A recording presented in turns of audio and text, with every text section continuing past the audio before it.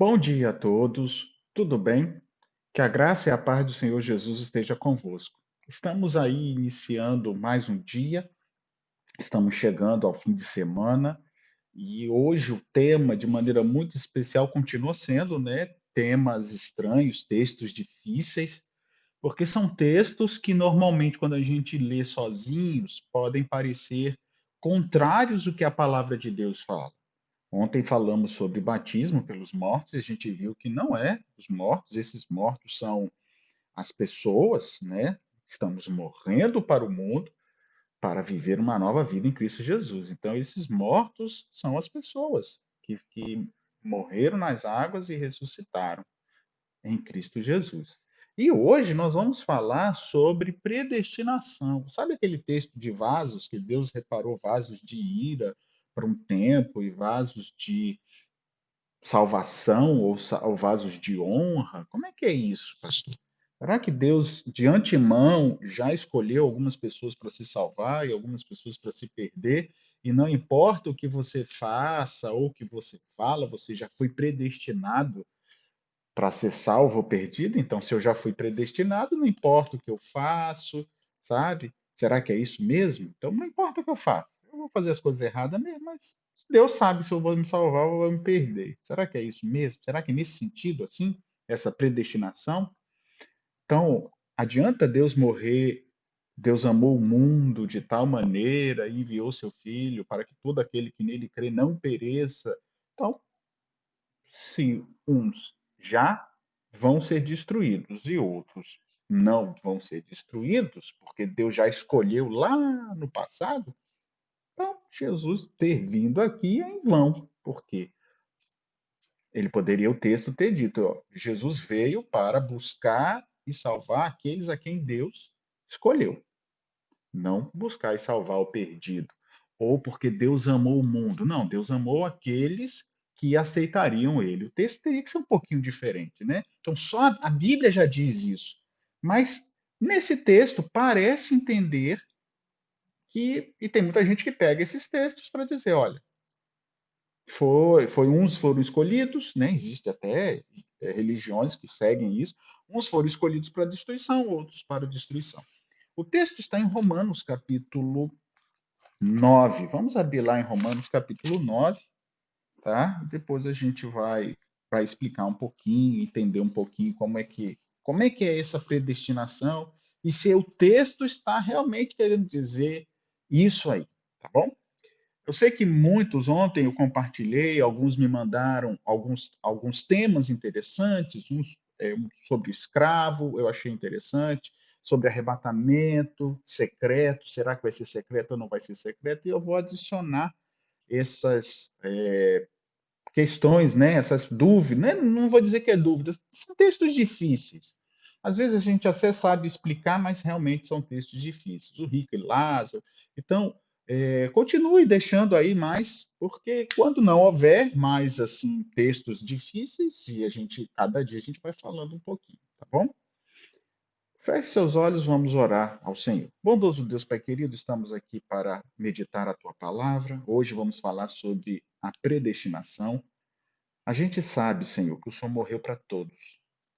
E nos ajude a entender como é essa predestinação, se o texto que a gente vai ler realmente fala que o Senhor já escolheu quem vai se salvar e quem vai se perder. E se é isso, Senhor, então estamos vivendo num conto, numa mentira aqui embaixo. Mas nos ajude, Senhor, que na própria palavra a gente encontre recursos para mostrar que o Senhor veio realmente buscar a todos, todos quanto quiserem ser salvos. Nos ajude, nos dê a tua bênção, em nome de Jesus. Amém. Romanos 9, eu vou ler os versos 22 a 24. Olha só. O que diremos, pois, se Deus, querendo mostrar a sua ira, parece dar a entender que Deus está com raiva, né? Sua ira, e dar a conhecer o seu poder, suportou com muita longanimidade os vasos de ira preparados para a perdição. Então, parece, quando a gente lê assim, os vasos de ira, a gente já até entende assim, esses vasos de ira seriam pessoas, vamos dizer assim, preparados para a perdição. Então, eles já foram preparados. Porque quando você prepara alguma coisa, você está preparando para um fim. Então, será que Deus preparou para este fim? Quer dizer, Deus assim criou, sabe? Como se manipulasse? Não, esse aqui vai ser destruído. Esse aqui vai ser salvo. Pronto. Olha que coisa legal. Ajeitei tudo. Tá pronto o plano da salvação? Ah, então vamos executar, vamos criar as criaturas. Será que foi isso? A gente assistiu toda a série Conflito que eu li, e essa série Conflito que eu fiz na Bíblia, eu não li os escritos de Ellen White, eu vou depois ler, fazer uma série do Grande Conflito no livro Grande Conflito, como eu fiz eventos finais. Mas a gente não fez isso. A gente fez na Bíblia. E na Bíblia a gente viu que Deus não faz o mal, Deus não cria o mal, Deus não tem prazer no mal e o mal não nasceu dele. Nasceu no coração de Lúcifer. Nasceu, gerou dele. Lúcifer gerou dele mesmo. Então, quando eu tenho tudo isso em mente, eu olho isso e será que Deus realmente preparou? Olha só, Deus não tem mal nem tem prazer. Como é que Deus prepara? Não, vamos ajeitar aqui o plano da salvação. Vamos ajeitar. Tá aqui, um grupinho aqui vai se perder, esse grupinho aqui vai se salvar. Tá legal. Vamos executar o plano, sabe? Uma coisa, queridos, é saber tudo, tá? Eu sei o resultado conforme o conhecimento que eu tenho. Outra coisa é eu predestinar, eu intencionar para que seja isso. Porque, na verdade, a intenção de Deus é salvar, descer do céu para morrer aqui. Ele poderia ter criado outros, deixado essa terra sendo destruída, mas ele não fez isso, ele desceu. Então vamos lá. Suportou com longanimidade os vasos de ira preparados para a perdição, a fim de que também desse a conhecer as riquezas de sua glória em vasos de misericórdia, para a glória que preparou de antemão, os quais nós somos, todos nós somos a quem Deus nos chamou, não só dentre os judeus, mas também entre os gentios. Então, eu sempre disse que no texto, mesmo difícil, porque esse é um texto difícil, você encontra alguma coisa no texto local, depois a gente lê o contexto para a gente entender e depois a gente busca outros textos para entender. Bem, o que a gente poderia encontrar nesse texto aqui que possa mostrar alguma coisa? Porque parece assim bem direto, né? Preparou para isso e tal. Então, olha só, quando a gente lê o texto, querendo dar o seu poder, né? Ali fala assim, olha, que diremos, pois, se Deus querendo mostrar a sua ira e dar o conhecimento do seu poder, suportou com muita longanimidade os vasos de ira. Para que Deus vai suportar? É uma coisa que você precisa se perguntar. O próprio texto vai te indicar a coisa. Para que Deus vai suportar o mal? Se no final ele vai simplesmente destruir tudo. Ele tem um propósito. Então, que propósito é esse? Porque, queridos, quando a gente começa a fazer essas perguntas, porque a gente tem que estudar e a gente tem que buscar de quem? Fazer as perguntas para Deus. Não é perguntar para o outro, não é fazer o papel do diabo e fazer insinuações, porque o diabo faz isso, o diabo pergunta, mas ele insinua, ele desdém. A gente deve sim questionar a Deus, ler o texto e questionar, Senhor, o Senhor suporta. O texto está dizendo que ele suporta. Suporta porque se o Senhor escolheu uns para a destruição? Tem. Ou ele suporta, ou ele não suporta. Sabe? Porque, então Deus errou? Porque, não, ele está suportando porque é fruto dele mesmo? Então, sabe? A gente já sabe que a Bíblia diz que Deus não errou. Não foi ele, nada de mal surgiu dele. Então ele suporta. Se ele suporta, é porque ele está esperando alguma coisa. Ele sabe tudo? Sabe tudo. Mas a gente não sabe. Mas ele sabe tudo. Só que aqui o texto está dizendo, suportou com muita longanimidade.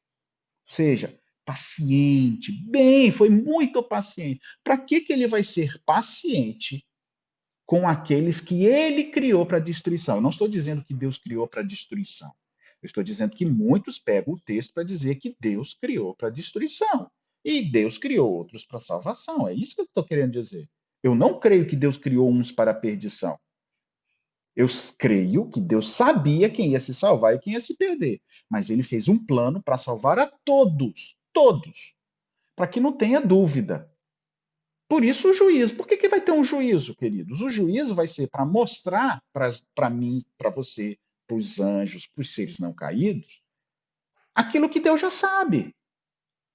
Porque eu estou aqui na tela, né, falando, explicando, talvez você possa achar assim, não, o pastor é uma pessoa, um homem de Deus. E é isso que eu tenho lutado. Posso ter falhas, mas é isso que eu tenho lutado. Mas ninguém me conhece no dia a dia. Será que eu sou mesmo assim? À noite? Será que eu faço coisas escondidas e ninguém sabe? O juízo vai revelar, queridos. Deus já sabe se eu vou me salvar ou se eu vou me perder. Deus já sabe, mas eu não sei. Os outros seres não sabem. Ninguém sabe o que Deus sabe. O juízo é para revelar justamente o que Deus sabe, justamente para mostrar que não houve predestinação. Se eu for para o céu, vai estar escrito lá, olha só. Mas ele errou, mas ele se arrependeu, ele mudou de vida. Aqui, ó, a vida dele. Olha como que ele mudou. Por que que eu vou deixar ele lá? Ah, o pastor não se salvou. Tá aqui, tá aqui, tá aqui escrito. Olha o que que ele fez. Ele pregava, ele ia nas igrejas, ele fazia lives, mas olha o que que ele fazia de escondido. Tá aqui. Por isso ele não se salvou. Sabe, queridos, para mim o juízo é a refutação de predestinação. Não existe predestinação neste sentido. Eu creio sim na predestinação da salvação. Deus predestinou todos para a salvação. Nem todos vão estar lá. Por quê? Porque não querem. A salvação é um presente, mas pode ser rejeitado. Então o texto, essa expressão suportou com muita longanimidade já me mostra o seguinte: ele não me responde completamente o texto. Eu tenho que buscar talvez mais recursos para entender, mas ele já me mostra alguma coisa. Não tem por que Deus suportar uma coisa se ele criou para a destruição. Ele só pode suportar alguma coisa se ele não criou para destruição. E é isso que eu quero dizer para vocês. Deus, quando criou Adão e Eva, ele criou Adão e Eva para serem destruídos? Por favor, queridos. Quando você tem um filho, você fica feliz com o nascimento dele, mas não, este aqui, este meu menino vai ser para destruição. Agora, eu vou ter um outro filho que ele vai ser para salvação. Então, eu vou fazer de tudo de bom para esse aqui. Ah, pastor, mas Deus não é assim como a gente. Sim, mas a gente pode, por dedução, entender como Deus é mais amplo. Como é que Deus vai criar as coisas assim? Não, Deus criou os anjos, não, mas esse grupo de anjos aqui, vou deixar para lá. Como eu falei, não existe isso. Então, já encontrei alguma coisa no texto. O contexto imediato, quando eu leio o contexto imediato, depois eu procurar no original, o contexto imediato, os textos seguintes, olha só, verso 25. Chamarei meu povo que não era meu povo, e amada o que era não amada. Ou seja, o objetivo de Deus é chamar os que não eram povo de Deus, ou seja, os que não conheciam a Deus, para se salvar. Ó, oh, se era para chamar os que não eram povo de Deus para se salvar, então ele criou gente para ser destruída? Não. Outra coisa que a gente pode ver, olha só, verso 12, capítulo 10, porque o contexto de Romanos 9 é Romanos 9, Romanos 10, Romanos 11. É Paulo falando de Israel. Será que Deus rejeitou o povo de Israel? É esse o contexto. Não, ele diz, Deus não rejeitou, porque ele fala assim, eu sou da tribo de Benjamim. Se Deus rejeitou o povo, Deus rejeitou ele também. Percebe como tem gente que pega textos de Paulo, e Paulo mesmo diz, eu usei uma vez esse texto, para falar a um casal judeu, porque eles não gostavam de Paulo. Ele falou: o senhor guarda o sábado, o senhor não come carne de porco, né? Mas nós não gostamos dos escritos de Paulo. Aí eu li, eu falei assim: eu preciso ler para vocês. Romanos, posso ler?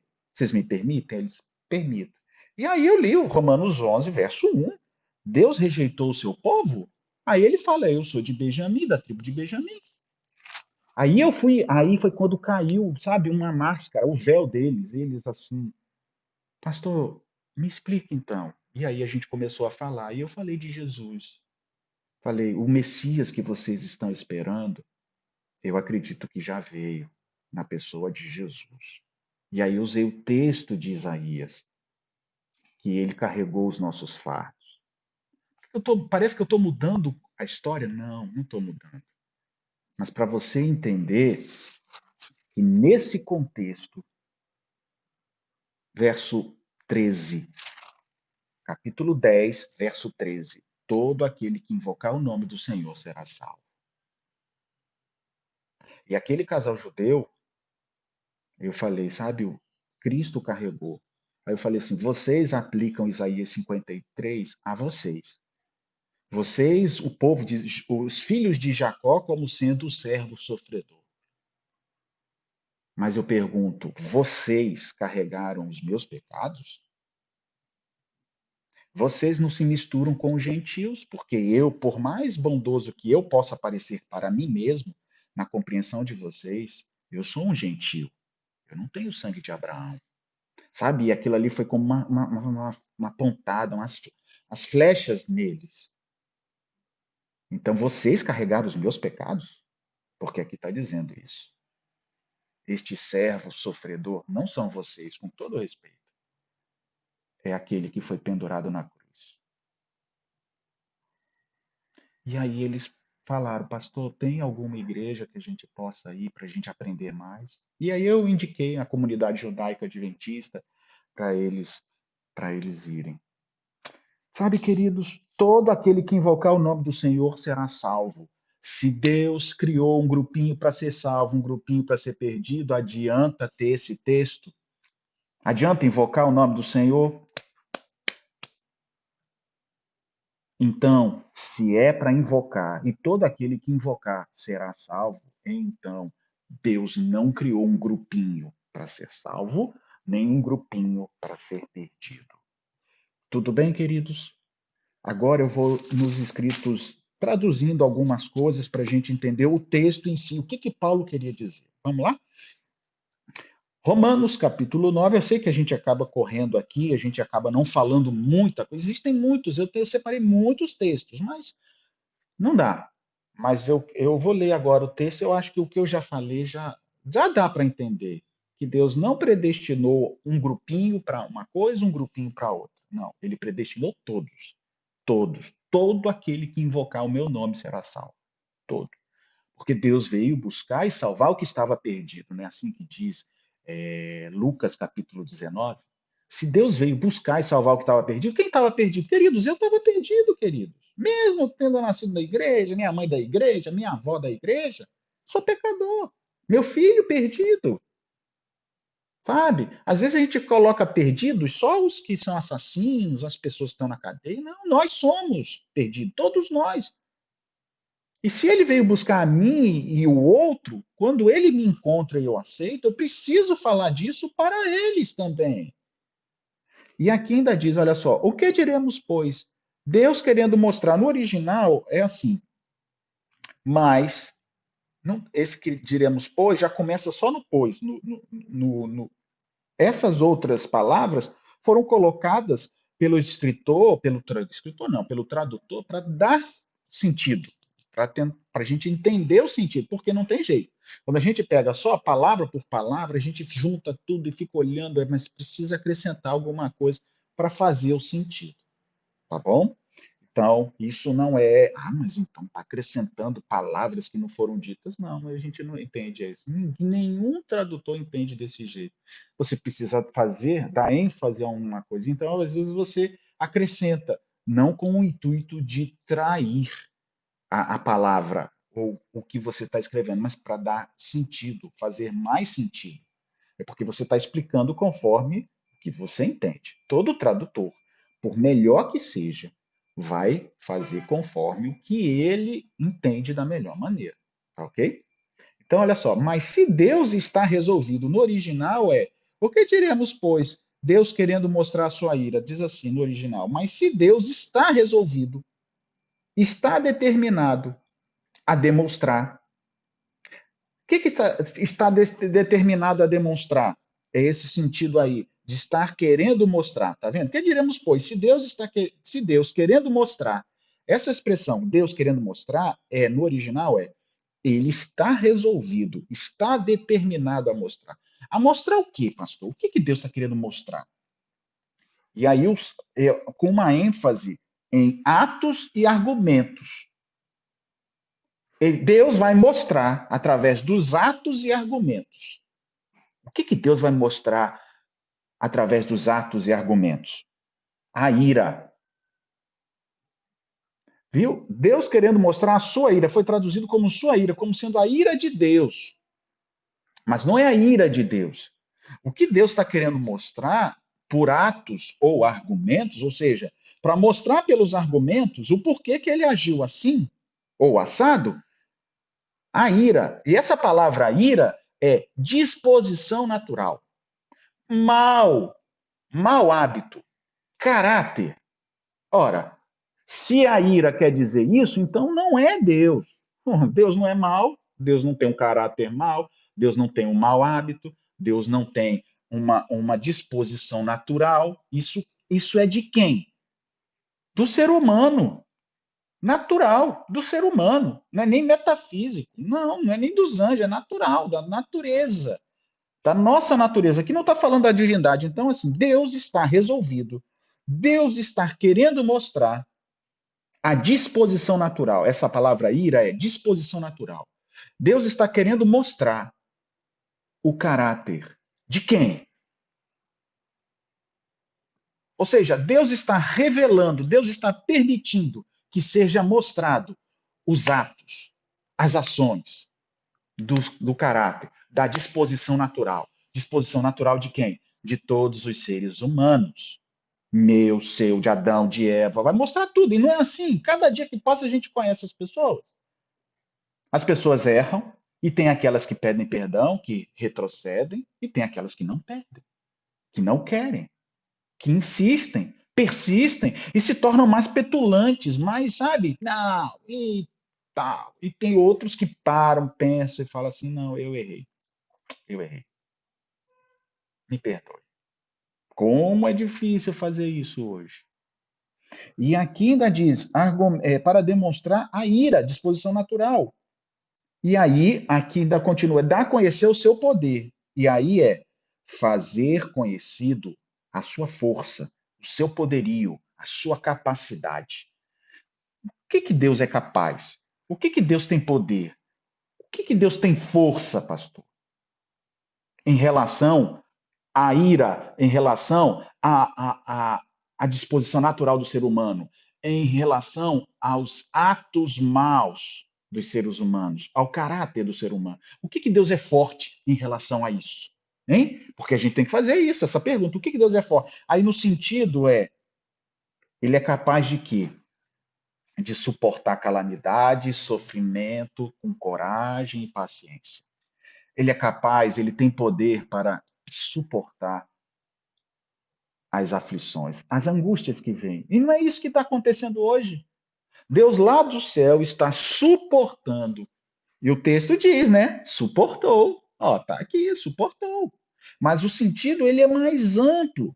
Essa palavra de suportar é levar consigo mesmo, com numerosa paciência e tolerância.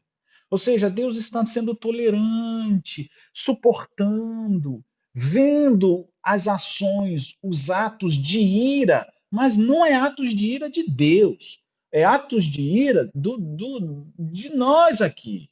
São os nossos atos de ira. Então Deus está querendo revelar através dos nossos atos e das nossas ações estes atos de ira. Percebe que nada tem a ver com predestinação, um grupinho para lá, um grupinho para cá? E eu vou para a parte final, eu ia ler os versos 22, 23 e 24, mas eu vou terminar só no original do verso 22, porque eu acho que já nos ajuda. E diz assim, continua-se, com muita longanimidade, os vasos de iras preparados para a perdição. E aí, pastor, como é que é essa parte? Então suportou, como está dizendo, né? Que é levar consigo mesmo, ou seja, Deus levou consigo mesmo. O quê?